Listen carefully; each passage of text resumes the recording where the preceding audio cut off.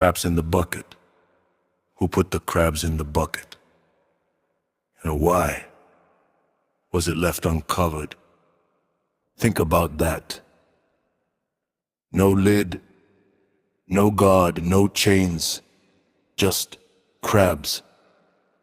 And somehow, no one escapes. Because the enemy didn't need to stand watch, didn't need to build higher walls, didn't need to lock the cage. He taught the prisoners to guard themselves. This is not just history, this is strategy. Pharaoh knew it. Herod perfected it. Confuse them, divide them. Let them turn on each other and sit back. While the system runs itself, my people perish, not because they're weak, but for lack of knowing who they are. So the bucket becomes more than metal. It becomes mindset. It becomes memory loss. It becomes identity rewritten. Because if you take a crab out the ocean, strip it from purpose, rhythm, direction, drop it into limitation, it forgets. Out there it journeys. Out there it builds. Out there it leaves. But in here, it fights shadows. It pulls down hope.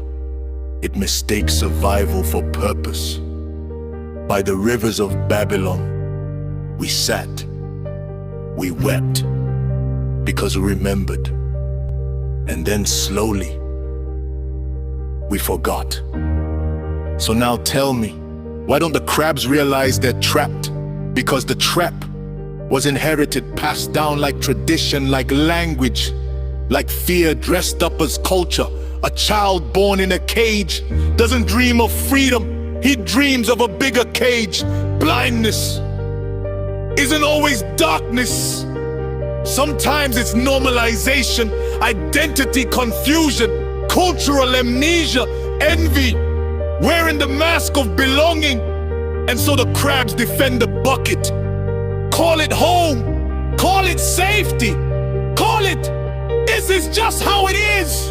But watch what happens when one crab decides to climb, not run, not fight, just climb. Hands reaching for something higher, something different. And suddenly, the others pull. Not because they're evil, no, because they're hurting. Because when hope dies, someone else's success feels like disrespect. Because light has a way of exposing what darkness was hiding. They're not pulling him down. They're trying to quiet the mirror. Afraid to be left. Afraid to be seen. Afraid that his escape proves theirs is possible. So what does it take to change the story? It takes one to get out, not just to escape, but to return. Joseph didn't stay in the palace. He came back with wisdom in his hands and fire in his bones. We don't need more celebrities, we need builders. People who've been broken and chose not to stay shattered. People who see wealth and don't worship it.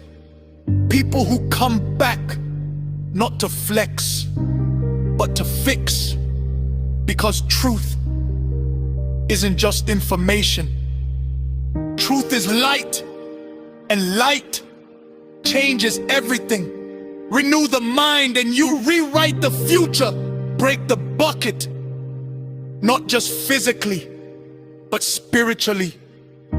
Break the silence, break the poverty, break the self-hate, because this is bigamist structure. This is altar work. Loose the chains, undo the weight. Let the oppressed go free. And then teach the crabs something new. Not competition, but connection. Not sabotage, but support. Not me versus you, but we rise or we fall. Because when one climbs alone, he escapes. But when many climb together, they transform the system. Zambia, you are not small. You are a gate. Africa, you are not behind. You are remembering. Diaspora, you were never meant to fit in cages. You didn't design come out. Not just physically, but mentally, spiritually, economically, because the same hand that built the bucket profits from your division. But the same God who opened seas, who broke chains, who called a nation out of bondage is still calling today. Let my people go. So this is the mission. Operation Crabs Out the Bucket. Create spaces where truth can breathe, raise leaders who don't forget where they came from.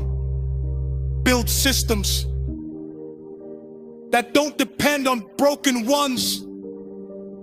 Teach the heart, not just the mind. And remember, we were never meant to fight in the dark. We were meant to shine. Because the crabs aren't cursed, they're conditioned.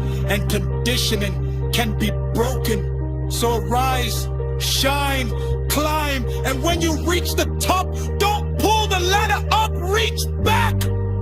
Because we don't need better crabs. We need people bold enough to break the bucket.